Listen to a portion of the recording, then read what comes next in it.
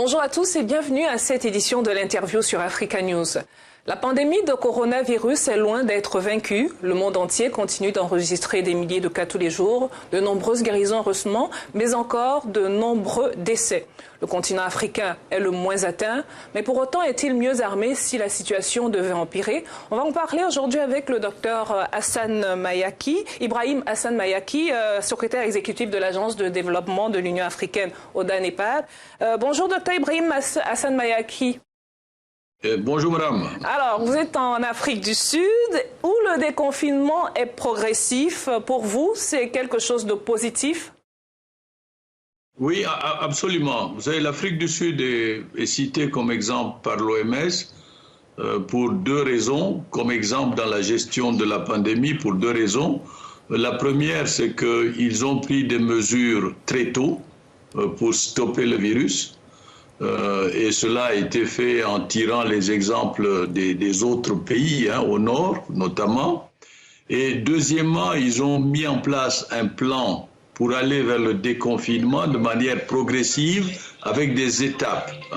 Une étape 4 dans laquelle nous sommes. Auparavant, il y avait une étape 5. Et lorsque nous serons à l'étape 1, l'ensemble du territoire pourra être ouvert. Mais ce qu'il faut aussi souligner, c'est que le gouvernement sud-africain a pris un certain nombre de mesures d'appui aux plus vulnérables. Accès à la nourriture, accès aux soins de base. Et ça, je pense, c'est une dimension très importante du confinement. Prêter attention aux plus vulnérables. Très bien. Alors, docteur Ibrahim Hassan Mayaki, lorsque la pandémie s'est déclenchée, il y avait des inquiétudes réelles et le continent africain semblait être le même à pâtir le plus sévèrement de cette crise. Finalement, est-ce qu'on va dire que les discours étaient vraiment alarmistes? Je crois qu'il y a deux facettes à cette question. Le fait de s'inquiéter et de réagir de manière massive, urgente et aiguë était très important. Parce que à la fin de ce processus, on dira combien cette attitude a permis de limiter le nombre de cas. Mais deuxièmement, on se rend compte progressivement que l'Afrique est relativement épargnée, et peut-être à cause de ces mesures qui ont été prises très tôt, et peut-être à cause d'autres raisons. Mais au moins, nous avons là une bonne histoire, un narratif, comme disent les Anglais, qui est positif. Et j'espère que, au cours des mois à venir, tous les efforts qui ont été faits vont permettre d'aplatir la courbe. Globalement, aujourd'hui, nous avons un peu plus de 42 pays qui sont dans le confinement. Certains pays, nous avons 50 000 cas, grosso modo, et certains pays commencent à sortir du confinement progressivement, le Nigeria, le Ghana, l'Afrique du Sud, etc. Et nous apprenons les uns des autres. Le deuxième facteur dont on parle très peu, c'est que le CDC d'Addis, qui a la Commission de l'Union africaine, c'est-à-dire le Centre de prévention et de gestion des épidémies, a joué un rôle extraordinaire dans la coordination de tous les points focaux nationaux sur le continent. Et cela a permis deux choses: avoir de bonnes données, faire en sorte que les tests puissent se faire partout où ils peuvent se faire. Et moi, ce qui me surprend très positivement, c'est la capacité d'innovation des petites et moyennes entreprises africaines qui se sont lancées dans la fabrication de masques, dans l'innovation de kits, de tests. On sent que l'Afrique a pris cette question très sérieusement. Maintenant, évidemment, la question, ce sera, compte tenu du coût économique que nous avons subi, comment nous allons nous en sortir économiquement et socialement. Très bien, on va en parler dans quelques minutes. Mais alors, vous diriez que la stratégie continentale, la riposte, elle était plutôt appropriée?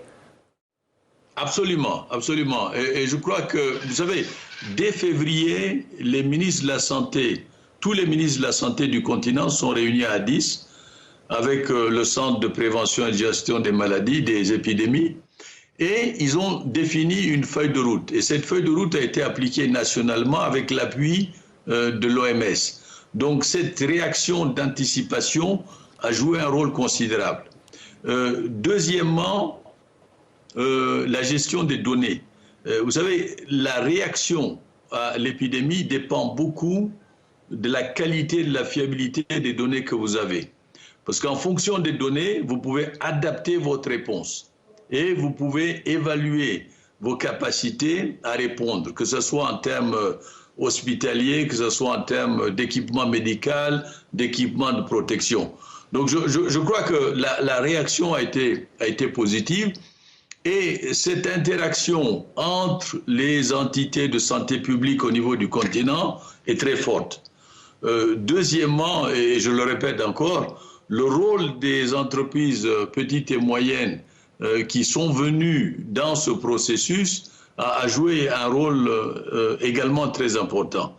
Et puis, troisièmement, ce que nous voyons aussi, c'est une participation des communautés locales parce que vous ne pouvez pas appliquer ces mesures de distanciation sociale qui proviennent d'une culture différente. Vous ne pouvez pas les appliquer si vous n'avez pas de leader au niveau communautaire qui explique les raisons pour lesquelles on le fait.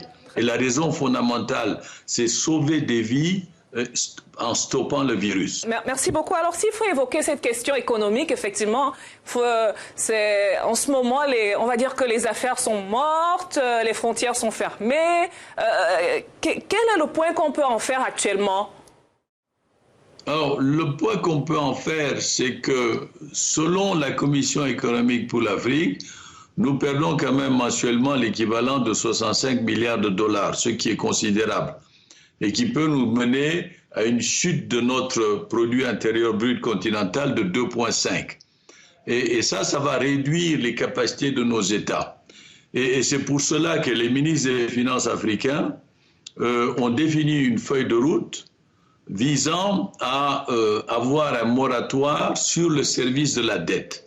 Alors, ce que nous souhaitons, c'est que les économies qui vont être faites sur le service de la dette soient utilisées pour venir en aide aux plus vulnérables et au secteur privé. Et ce secteur privé, pour moi, le point le plus important, c'est les petites et moyennes entreprises. Ce sont les petites et moyennes entreprises qui vont permettre de revitaliser l'économie africaine. Donc, c'est bien, nous négocions ce moratoire sur la dette. Il a été accepté grosso modo par le G20, grosso modo par le FMI et la Banque mondiale. Cela va nous donner une bouffée d'oxygène et accroître notre espace budgétaire. Mais cela, dans tous les cas de figure, va nous amener à redéfinir des priorités. Et ces priorités, elles sont de deux ordres.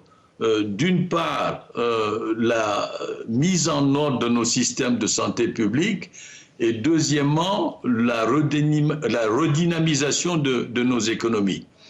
Et ces deux aspects doivent avoir des réponses nationales, c'est vrai, mais il faut qu'elles aient des réponses régionales. N'oubliez pas que nous avons adopté, pas tous les pays, mais il y a un consensus, pas tous les pays, ce ne sont pas tous les pays qui ont ratifié, mais il y a un consensus sur la zone de libre-échange continentale. Si nous avions la zone de libre-échange continentale aujourd'hui, il est évident que collectivement, en tant qu'Africains, nous pourrions faire face à cette pandémie de manière beaucoup plus énergique. Très bien, justement, ça devait être ma prochaine question. 2020, ça devait être une très belle année pour le continent avec l'opérationnalisation de cette zone de libre-échange économique. Comment cette crise peut freiner son implémentation? Alors, je crois que, au contraire, la leçon que nous allons tirer de la crise, c'est que nous aurions dû aller plus vite dans la mise en œuvre de la zone de libre-échange continentale.